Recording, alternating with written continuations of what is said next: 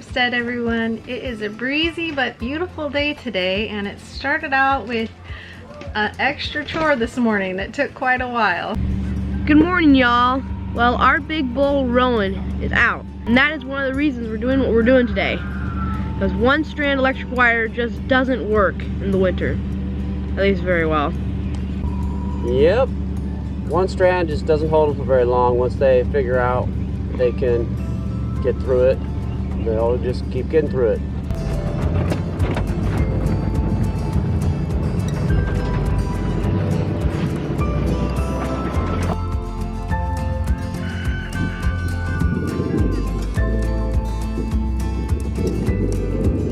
Okay guys, we spent the first hour of our morning looking for our bull, Rowan. We finally found him right at the neighbor's. Even though we looked there first, he must have been hidden.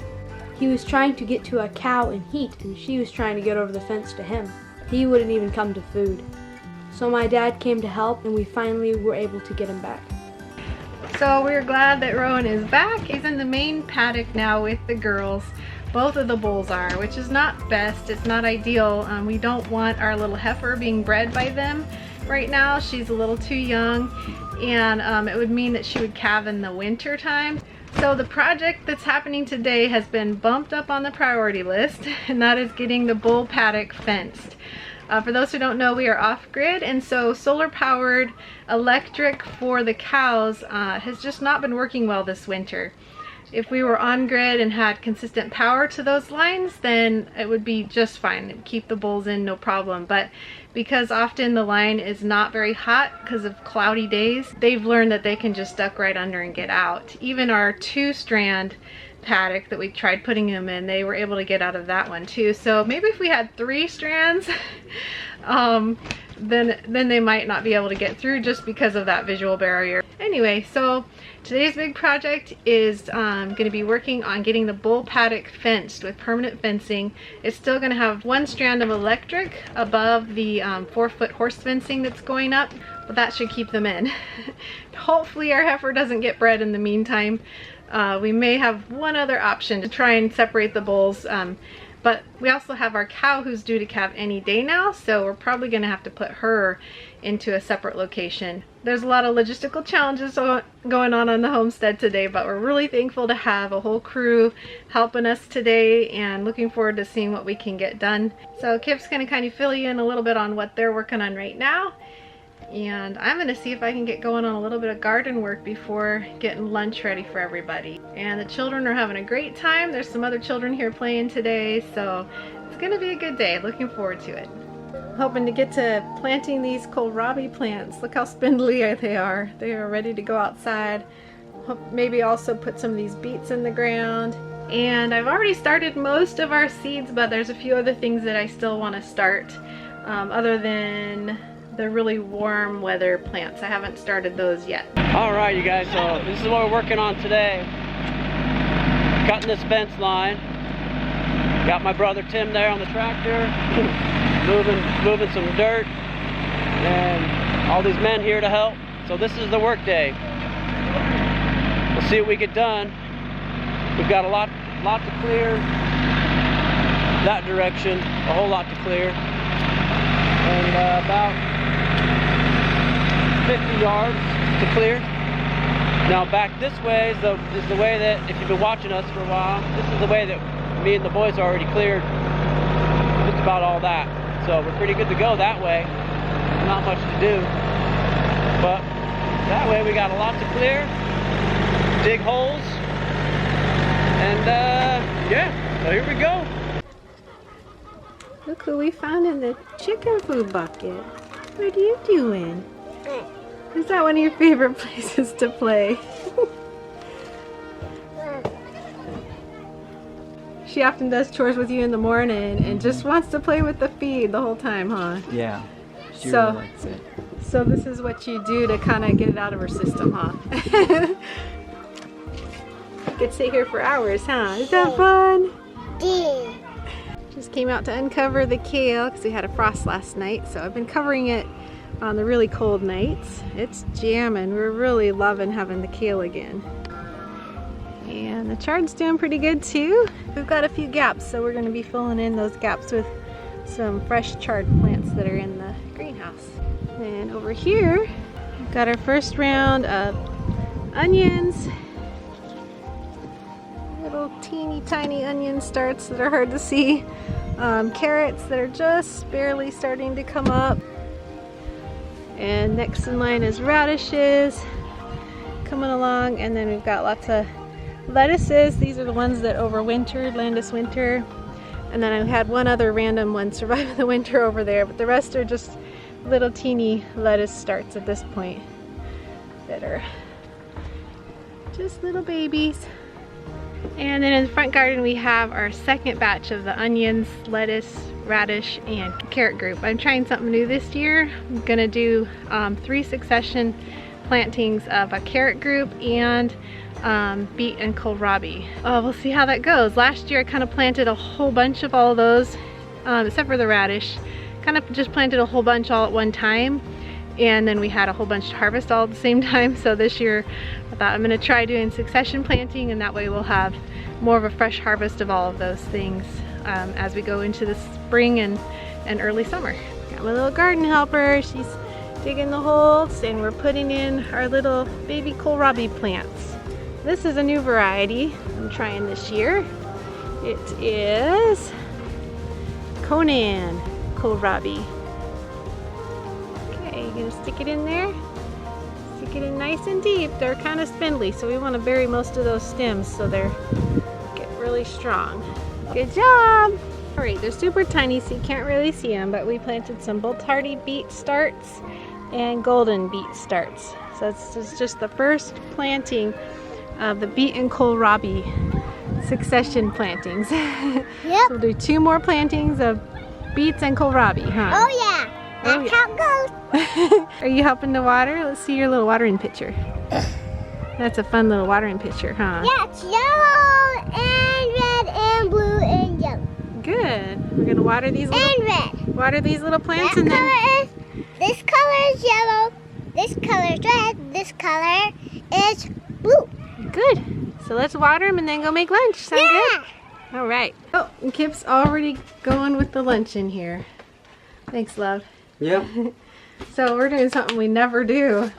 Yes, we are. What are these, love? Gluten-free corn dogs All right. by Applegate Naturals. Okay. So pure beef corn dogs, gluten-free. The kids are gonna love those. Oh yeah. And the men too. The big kids are gonna love them. Cool. And what else did you get here, love? And the men too. Gluten-free chicken nuggets. Yeah. Chicken nuggets and Oh my goodness. gluten-free Daddy, onion rings. This bag is mine. And a bunch of Oh, tater puffs. Tater puffs. Daddy, did Okay. not eat that. How Yeah. long has it been since we've eaten anything like this? I don't remember the last time. We just don't eat this sort of thing. Yeah, do you remember the last time? This is going to be a fun treat. I don't remember the last time. It's been so long I don't even remember. I don't remember either because we gave up fast food like 15 years ago, Yep. and since then we really haven't even eaten out much at all, except for at places. Farmer's Gastropub in Farmer's- Springfield, where you can get yes. gluten-free and organic food, and it's locally sourced food, Yes. and it's very expensive. Right.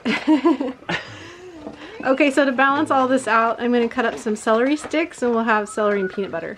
You have to? Oh yeah. We got carrots too.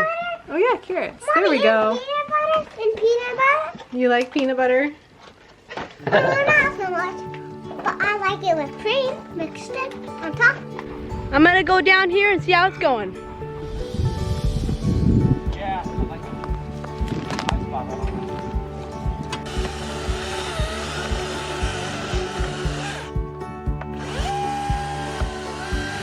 And when you cement it, you don't have to water them. You have to ground water about that. I think it's because it's more like pea gravel.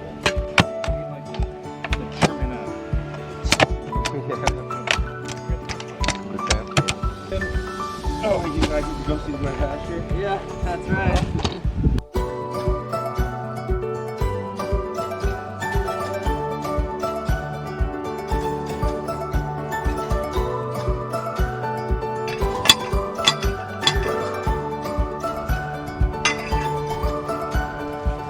have a couple right here that we gotta fix. But Yeah, dude, this tool is invaluable when you do it. Remember pulling out these T-posts without T-post puller?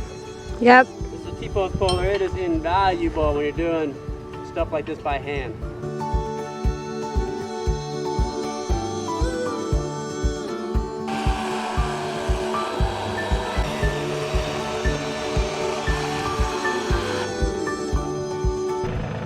They are moving along so fast on this fence line. And this tractor is coming so handy.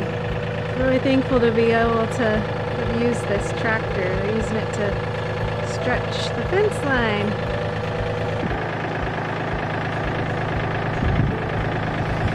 All that in so far. Thank you guys. It's looking awesome. So cool. So what do you think, love? It's awesome. This is Moving along. Good. Yeah, this is amazing. I thought we were just gonna get all the posts in because there were like, I don't know, Lunch. 20 some posts or something to put in. Remember I was saying, we better have the fencing on hand just in case. Yeah, good thing, huh? Yeah. Yeah. Even with the bull getting out this morning and me taking like an hour driving around and starting late and everything, we're still, these guys are fantastic. Yeah, such a huge blessing. Yep.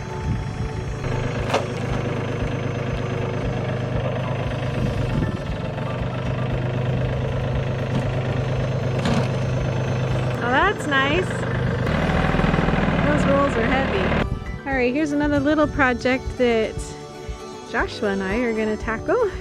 This is our little blackberry area. We've got 3 little miniature swales with blackberries, and many of them have tip rooted. So we're gonna go gather up the tip rooted plants and transplant them into bare spots. And that way we'll have 3 full rows of blackberries this year. Yep. Ready, Josh? Yep.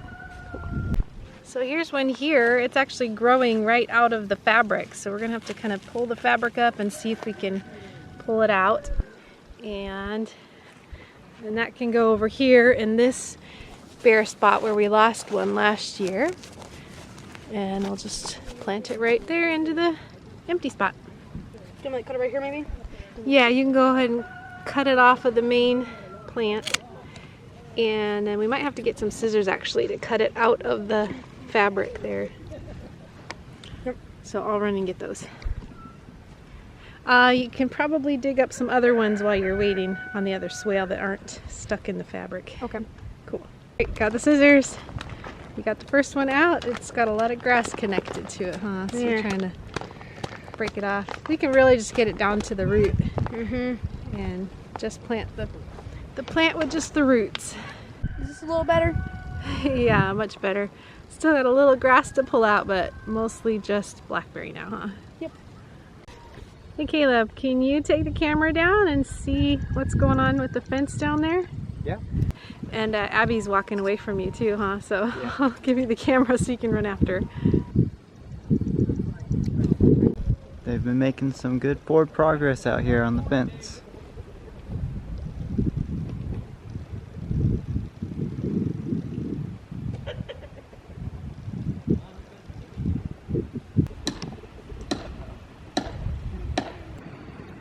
Yeah.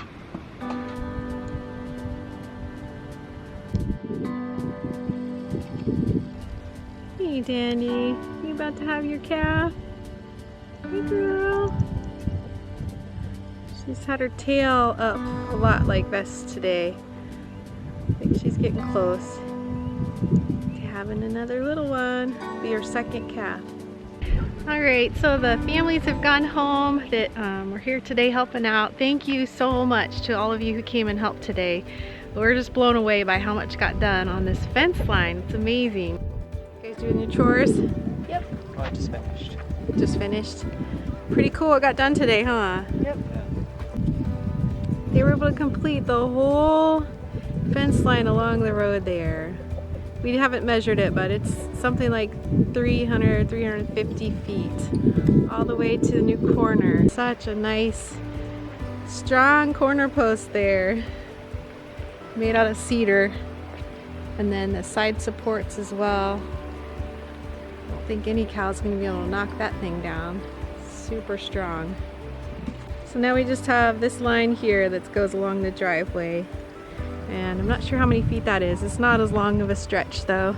We finished getting the blackberry swales in order. Cut about half a dozen plants that were tip rooted that we put into some of the bare spots. And so now we just want to put a little bit more weed fabric in here so that our pathways don't have to be maintained all summer long. And hopefully we'll get some good blackberries this summer. And on top of all that, I was able to do a little bit more transplanting of some plants out into the garden and uppotting of a few of the perennial flowers that I've been growing here in the greenhouse. So it's been a really blessed day. So thanks so much for joining us again on the homestead. We pray blessings over you and yours, and whatever you do, do it with your whole heart. Well, she is definitely looking like she's going into labor. Just gonna have that calf soon, huh, dandy girl?